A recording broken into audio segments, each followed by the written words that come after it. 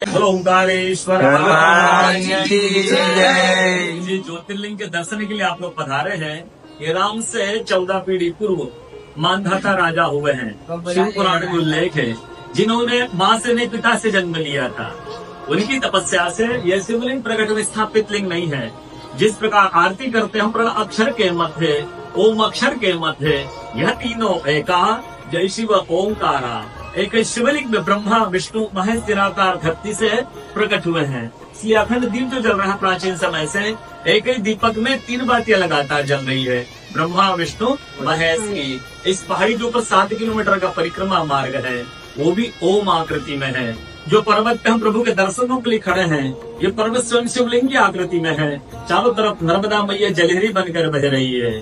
पूरे 12 ज्योतिर्लिंगों में शयन आरती होती है, लेकिन बाबा का विश्राम ओंकारेश्वर ज्योतिर्लिंग में है, तो उनके शयन के लिए झूला पलना चौपड़ पासे बिछाए जाते हैं। बाबा जब विश्राम करके 3 बजे रात उठ करके महाकालेश्वर जाएंगे, वहाँ स्नान करेंगे। इसलिए वहाँ का भस्म आरती प्रसिद्ध है, यहाँ का शयन आरती प्रसिद्ध है।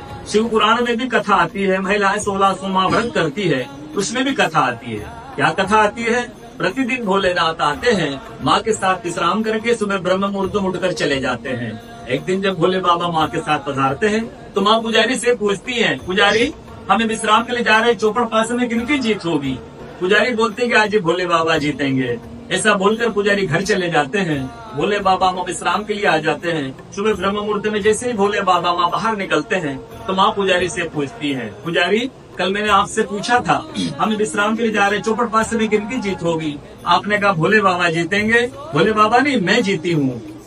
माँ ऐसा बोल करके उनको श्राप देगी चली जाती है। उनके तुरंत पश्चात अप्सराएं शिवलिंग पे जल चढ़ाने आती, तो अप्सराएं पुजारी से पूछती, पुजारी अस्वस्थ क्यों हो गए? आप तो ठीक थे। फिर पुजारी बताते हैं, प्रतिदिन भोले बाबा माँ के साथ विश्राम करके चले जाते थे।